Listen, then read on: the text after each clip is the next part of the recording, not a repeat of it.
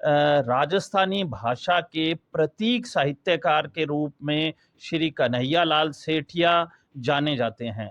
और जो शब्द मुझे उनके बहुत ही ज़्यादा शानदार लगते हैं, अद्भुत लगते हैं, वो है, "ओ तो सुरगा ने शरमावे, इन पे देव रमन ने आवे, ईरो जस नर नारी गावे, धरती।" नमस्कार साथियों, मैं आपका साथी सतीश कुमार स्वागत करता हूं आपके मेरे YouTube channel Satish Kumar SK पर। साथियों, आज का हमारा ये पॉडकास्ट बहुत ही महत्वपूर्ण होने वाला है। जैसे कि बहुत से साथी मित्रों ने मुझसे अनुरोध किया था, मुझसे कहा था कि मैं एक बार आदरणीय गुरुजी श्री प्रवीण कुमार जी भाटिया जी से बातचीत करूँ, उनका इंटरव्यू लेके आऊँ, पॉडकास्ट लेके आऊँ। और आज फाइनली वो दिन आ गया है कि हम हमारे आदरणीय गुरुजी श्री प्रवीण कुमार जी भाटिया से बातचीत करने के लिए आए हैं। परिचय देने की मुझे नहीं लगता कि कोई ज़रूरत है, पूरा इलाका ही नहीं बल्कि पूरा राजस्थान ही नहीं जानता है। भाटिया आश्रम को सभी जानते हैं। हम स्वागत करते हैं सर। सर स्वागत है आपका। धन्यवाद सतीश जी। सर कैसा है स्वास्थ्य आपका? मेरा स्वास्थ्य बहुत बढ़िया है। सर सबसे पहले तो शुक्रिया आपका कि आपने वक़्त दिया और अपने बिज़ी शेड्यूल से। धन्यवाद सतीश जी।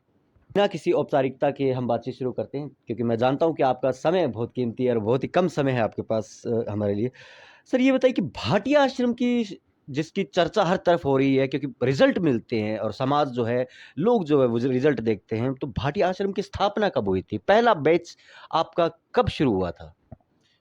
भाटिया आश्रम का पहला बैच 2003 में अस्तित्व में आया और उसके बाद 2013 में हमने इसे विधिवत रूप से आरंभ किया, कार्य शुरू किया। 2003 और आज 2023 2 दशकों की ये यात्रा है। अच्छा ये बताइए सर, मेरे को पता है लेकिन हमारे दर्शकों को यात्रियों को नहीं पता कि भाटिया आश्रम का पहला बैच कहाँ लगा करता था? पहला बैच जो है वो ब्लॉसम स्कूल के अंदर हम लोग लगाते थे और उसमें सिर्फ 8 ही विद्यार्थी थे। और जो सर 8 विद्यार्थी जो थे उनमें से कितने बच्चे आरएस लग चुके हैं? 8 विद्यार्थियों का जो पहला बैच था, वो ग्रेड 3 हेतु था और उसमें से 7 विद्यार्थियों का ग्रेड 3 में चयन हुआ था और ये एक कोइंसिडेंस है कि उसमें से 2 विद्यार्थी जो हैं इस समय आरएएस के रूप में अपनी सेवाएं दे रहे हैं, राज्य के विकास में अपना योगदान दे रहे हैं। तृतीय श्रेणी अध्यापक भर्ती परीक्षा के लिए बैच शुरू किया गया था जिसमें 2 आरएएस है और सभी वो थर्ड ग्रेड में चयनित हो चुके हैं। अच्छा सर ये बताइए, मैं बड़ा कन्फ्यूज़ रहता हूँ कई बार कि हम नाम सुनते हैं कि फलाँ कोचिंग सेंटर या फलाँ कोचिंग सेंटर, तो आपने नाम दिया भाटिया आश्रम का। तो आश्रम नाम रखने के पीछे का क्या आपका लॉजिक क्या है सर? इसका मूल कारण है कि मैं परंपरागत भारतीय गुरु शिष्य परंपरा में विश्वास करता हूँ और प्राचीन काल में भारत में गुरुओं के आश्रम हुआ करते थे। जैसा कि हम सभी जानते हैं, उदाहरण के तौर पर लें तो जो भगवान कृष्ण थे वो संदीपन ऋषि के आश्रम में अध्ययन करते थे। ये परंपरा रही है भारत की और आश्रम के अंदर रहते हुए विद्यार्थी ना सिर्फ ज्ञान का, तथ्यों का संचय करते थे, बल्कि अपने आचरण को भी इस प्रकार का बनाते थे कि भावी समाज में वो एक सकारात्मक भूमिका अदा कर सके।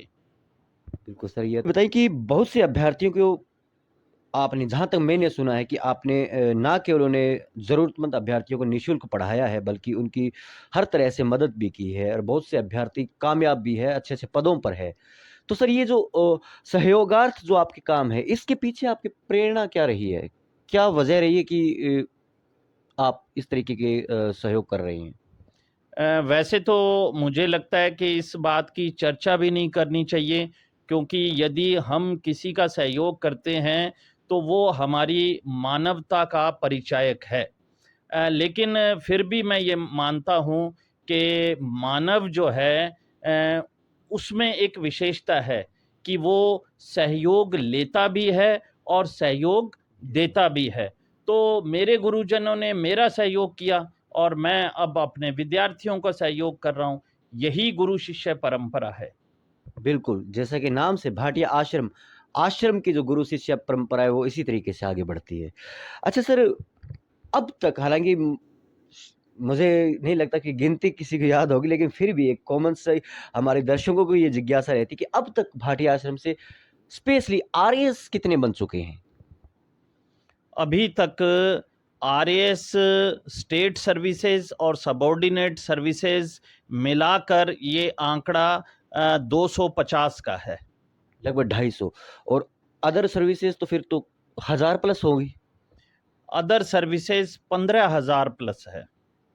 देखिए सर, 15,000 प्लस है जो अन्य सर्विसेजों में, अन्य प्रतियोगी परीक्षाओं में जो फाइनल सेलेक्ट हुए हैं, इसीलिए नाम है सर का और भाटिया आश्रम का। अच्छा सर, ये बताइए कि मुझे याद है कि आप जो नए बच्चे आते थे, टीनेज जो तैयारी करने के लिए आते थे, उन्हें गोदान, गबन, मेला अंचल, राग दरबारी जैसे उपन्यास पढ़ाया करते थे। पढ़ने के लिए उन्हें प्रोत्साहित किया करते थे और हमारे यहाँ सूरतगढ़ में दुकानों पर इस तरीके की किताबें साहित्य की नहीं मिला करती थी और आज हर दुकान पे मिलती है। तो ये उपन्यास पढ़ाने के पीछे क्या कारण है सर?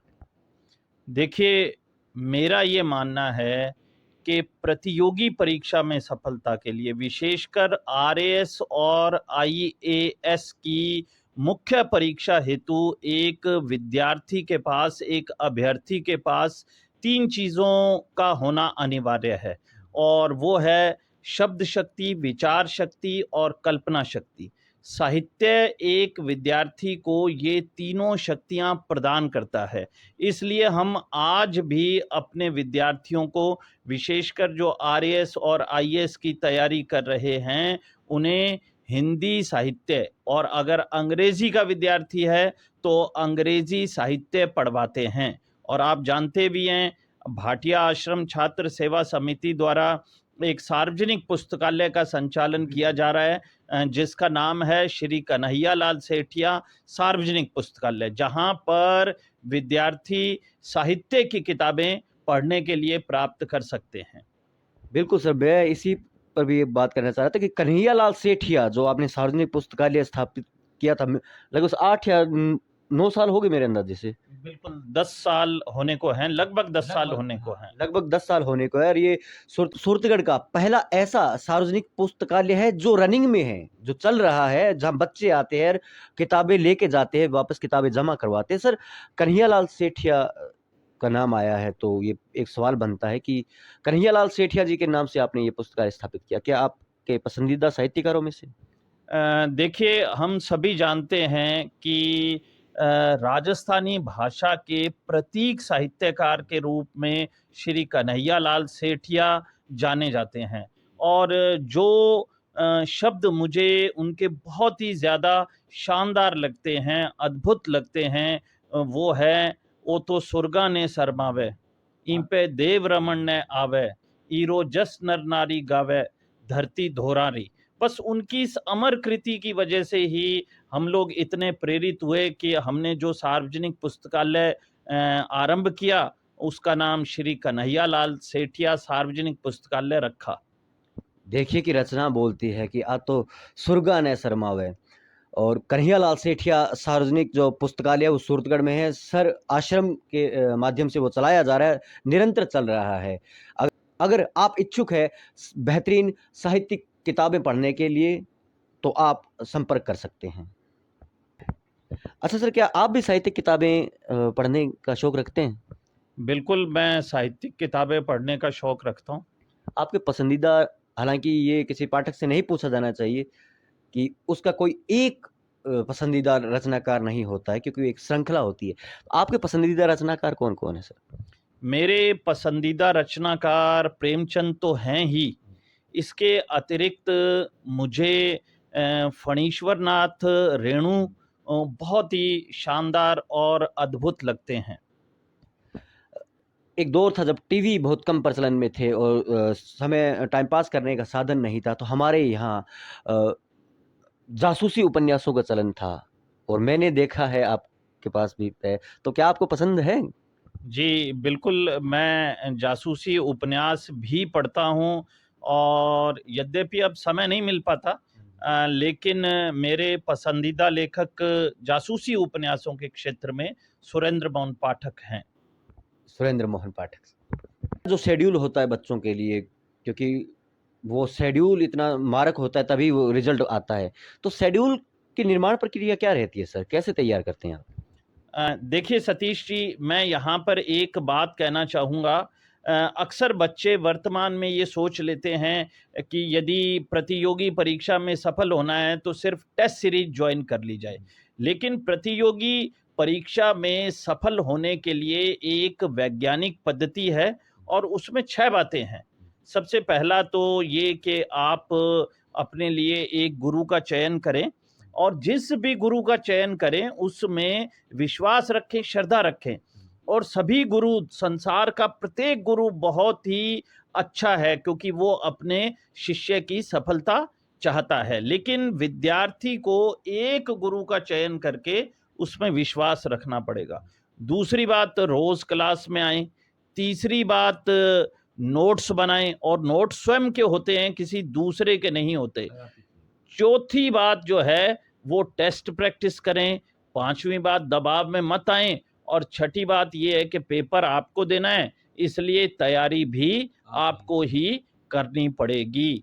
आपने प्रश्न किया कि शेड्यूल किस प्रकार से बनता है, तो शेड्यूल हम इस प्रकार से बनाते हैं कि सबसे पहले हम पाठ्यक्रम को, जो भी एग्जाम कंडक्टिंग एजेंसी के द्वारा जारी किया गया जाता है, उसे अपने सामने रखते हैं। फिर पुस्तकों का निर्धारण करते हैं और तत्पश्चात उन पुस्तकों के आधार पर और पाठ्यक्रम के पाठ्य बिंदुओं के आधार पर शेड्यूल का निर्माण करते हैं। और आप अच्छी तरह से जानते हैं कि सामान्यतः आश्रम का शेड्यूल 14 दिवसीय होता है और इन 14 दिवसों में हम पहले 6 छोटे पेपर लेते हैं और फिर 14वें दिन होता है बड़ा पेपर। बहुत ही शानदार शेड्यूल है और 6 जो बिंदु आपने बताए जो कि बहुत महत्वपूर्ण है किसी भी अभ्यर्थी के लिए। बहुत से बच्चे आते हैं, एक साथ बच्चों को मैनेज करना बड़ा मुश्किल होता है, तो बच्चों के बीच एक स्वस्थ प्रतियोगिता का जो माहौल होता है वो बहुत ज़रूरी होता है। आश्रम इसके लिए किस तरह का प्रयास करते हैं कि बच्चों में एक स्वस्थ प्रतियोगिता का माहौल रहे? देखिए, सबसे पहले बच्चों में स्वस्थ प्रतियोगिता का माहौल उत्पन्न करने के लिए ज़रूरी है कि बच्चों को लक्ष्य बताएं कि वो एक अधिकारी या एक सरकारी कार्मिक क्यों बनना चाहते हैं। और आप अच्छी तरह से जानते हैं कि आश्रम के प्रवेश द्वार पर 4 बातें लिखी हुई हैं: संस्कार, रोजगार, राष्ट्रवाद और लोकहितवाद। ये 4 बातें लिखी हुई हैं। और इसके अतिरिक्त जो हमारे प्रशासनिक और पुलिस सेवा के पेपर्स होते हैं उन पर भी 4 बातें लिखी रहती हैं कि ईमानदार प्रशासन, संवेदनशील प्रशासन, सकारात्मक दबंग प्रशासन और जातिवाद से रहित प्रशासन। सबसे पहले बच्चों का लक्ष्य फिक्स करें कि नौकरी के साथ साथ आपको अपने भीतर इन मूल्यों को समाहित भी करना है। जब आपको ये लगने लगता है कि आसपास का सारा परिवेश ही आपका कुटुंब है, तो आपके भीतर स्वस्थ प्रतियोगिता उत्पन्न होती है और प्रत्येक बच्चा बेहतरीन परफॉर्म करने का प्रयास करता है। इसके अतिरिक्त समय समय पर हमारे जो पुराने ऑफिसर्स हैं वो आते हैं और बच्चों को समझाते हैं और उन्हें मोटिवेट करते हैं। कुछ ऑफिसर्स ने हमारे बच्चों को गोद भी ले रखा है। अगर मैं उदाहरण के तौर पर बात करूं तो अभी जो श्री गंगानगर ज़िले में ज़िला परिवहन अधिकारी थे श्री विनोद लेगा, उन्होंने 4 बच्चों को गोद ले रखा था और उनकी गाइडलाइन में, उनके सहयोग से, उनके मोटिवेशन से 4 में से 3 बच्चे इस बार आरएएस का इंटरव्यू दे रहे हैं। ये बहुत शानदार परंपरा है, मुझे अभी पता चला है गोद लेने की। जो अधिकारी बन चुके हैं वो अपने कर्तव्य का निर्वहन, जो आश्रम के प्रति उनकी जिम्मेदारी है वो इस तरीके से निभा रहे हैं। सर ये बहुत बड़ी बात है और ये इंसानियत से भरी हुई बात है कि जो मेरे पास शब्द नहीं है इसके लिए, लेकिन मैं यही कहूँगा कि आश्रम की परंपरा है और ये बहुत ऊंची परंपरा है, इसे समझने की ज़रूरत है। अभ्यर्थी के लिए प्रतियोगी परीक्षाओं की तैयारी शुरू करने का सबसे सही समय अध्ययन के दौरान कब होता है? यदि विद्यार्थी अध्ययन कर रहा है तो मैं मानता हूँ कि जैसे ही वो 12वीं उत्तीर्ण करके और फर्स्ट ईयर में पहुँचता है, तो वो एक सबसे सही और अनुकूल समय है, जबकि उसको प्रतियोगी परीक्षा की तैयारी आरंभ कर देनी चाहिए। बिल्कुल सही। सर, ये जवान जो अभी 12वीं क्लास में पढ़ रहे हैं, उन्हें प्रतियोगी परीक्षाओं की तैयारी करने के लिए आप किस तरह से मोटिवेट करते हैं सर? देखिए, आश्रम में हर रविवार को एक सेमिनार होती है। तो जैसे ही 12वीं का परीक्षा परिणाम आता है या 12वीं के पेपर संपन्न हो जाते हैं, तो माता-पिता और बच्चे जो है आश्रम में आते हैं, रविवार की उस सेमिनार को अटेंड करते हैं और प्रतियोगी परीक्षा के क्या गुरु मंत्र हैं, वो सीखते हैं, समझते हैं और तत्पश्चात हमारा जो फर्स्ट ईयर का कब बैच है, इसे हम कब बैच कहकर संबोधित करते हैं, छोटे बच्चों का जो बैच है उसमें प्रवेश लेते हैं। सबसे पहले बेसिक काम करते हैं और क्रमिक रूप से अपने कार्य को बढ़ाते चले जाते हैं। आईएएस कब सहित ये नाम? हाँ, आरएएस आईएएस कब बैच के नाम से उसे संबोधित करते हैं हम लोग। सर, एक बहुत ज़रूरी विषय जिस पर बहुत कम बातचीत होती है, लेकिन विद्यार्थियों में खासकर ये होना चाहिए कि इस विषय पर बात करनी चाहिए, वो है मेंटल हेल्थ का विषय। सर, इसके बारे में आप क्या कह रहे हैं सर? बिल्कुल सतीश जी, कुछ बच्चे जो हैं वो दबावग्रस्त हो जाते हैं। खासकर वो बच्चे जिन्हें प्रारंभिक असफलता मिलती है। 93% बच्चों को प्रारंभ में असफलता ही झेलनी पड़ती है। अच्छा, उनमें से कुछ बच्चे टेंशन ले लेते हैं, दबाव ले लेते हैं कि अरे मैंने तो इतना अध्ययन किया और मुझे सफलता नहीं मिली। तो ऐसे बच्चे मुझसे संपर्क करते हैं। एक विशेष समय मैंने निर्धारित कर रखा है कि यदि कोई बच्चा दबावग्रस्त है तो वो मुझसे मिले या आश्रम प्रबंधक से मिले, अपनी समस्या रखे। और मैं ये भी बताना चाहूँगा कि हम 2 डॉक्टर्स की एक तो डॉक्टर सुरेश परिहार हैं सूरतगढ़ में, जो कि साइकियाट्रिस्ट हैं, और डॉक्टर केएल बंसल जो हैं उनकी मदद भी इस कार्य में लेते हैं और वो बच्चों की बड़ी हेल्प करते हैं उन्हें दबाव से उबारने के लिए।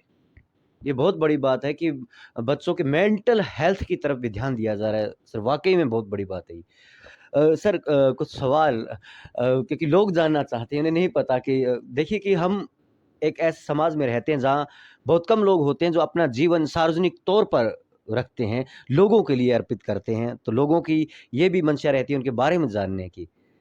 तो सर, कुछ सवाल ये है कि अभी क्रिकेट का सीज़न है, कल ही भारत जीता है पाकिस्तान से परसों, 228 रन का बहुत शानदार जीत हुई है। तो सर, क्या क्रिकेट अब तो उस वक़्त शायद नहीं मिलता होगा, कभी देखते हैं आप क्रिकेट? बिल्कुल नहीं देखता। अच्छा, कोई पसंदीदा क्रिकेटर भी नहीं रहा आपका? देखिए, पसंदीदा क्रिकेटर अगर मैं कहूँ तो जब हम छोटे थे तो कपिल देव जी का नाम आता था, तो मैं उन्हें ही अपना पसंदीदा क्रिकेटर मानता हूँ। अच्छा, बिल्कुल सही। अच्छा सर, आप इतिहास से जुड़े हुए हैं, इतिहास से आपकी एमए भी है, इतिहास पर आपका अध्ययन भी काफ़ी है। भारतीय स्वतंत्रता संग्राम जब जितना मैंने आपके सानिध्य में रह के पढ़ा है, भारतीय स्वतंत्रता संग्राम के प्रति आपका बहुत ज़्यादा जुड़ाव रहा है।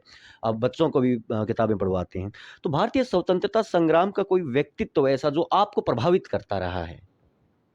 बिल्कुल, मेरा ये मानना है कि भारतीय स्वतंत्रता संग्राम में एक बड़े विशिष्ट व्यक्तित्व हैं, जिनका नाम है श्याम जी कृष्ण वर्मा।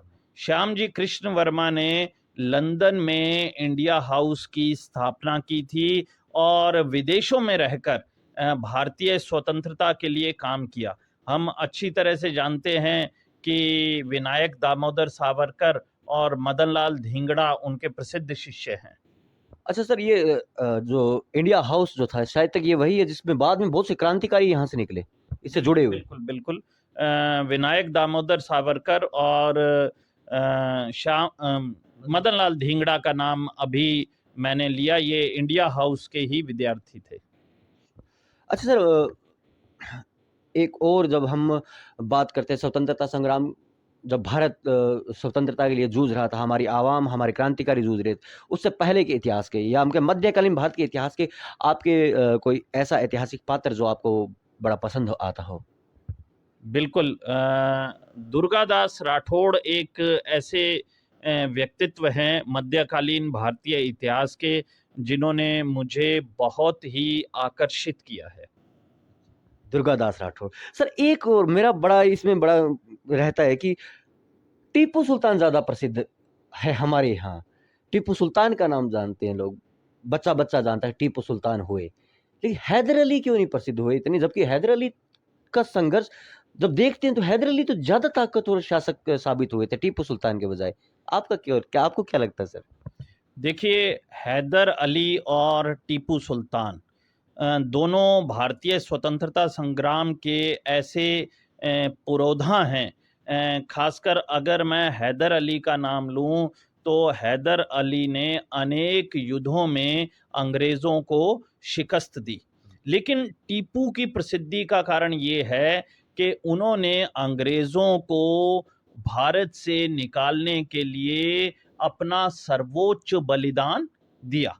तो स्वाभाविक है कि जो व्यक्ति सर्वोच्च बलिदान देता है, इसके अतिरिक्त टीपू ने मदद भी ली, फ्रांस की मदद ली। हम सभी जानते हैं कि टीपू जो है वो जैकोबिन क्लब के सदस्य बने, और उनका प्रयास था कि फ्रांसीसी मदद के माध्यम से अंग्रेज़ों को भारत से बाहर निकाला जा सकता है। तो अपने सर्वोच्च बलिदान की वजह से ही टीपू सुल्तान को अपने उनके पिता हैदर अली से ज़्यादा महत्व भारतीय इतिहास में दिया जाता है। बिल्कुल सही बताया सर आपने। सर एक नाम लिया आपने दुर्गादास राठौड़ का।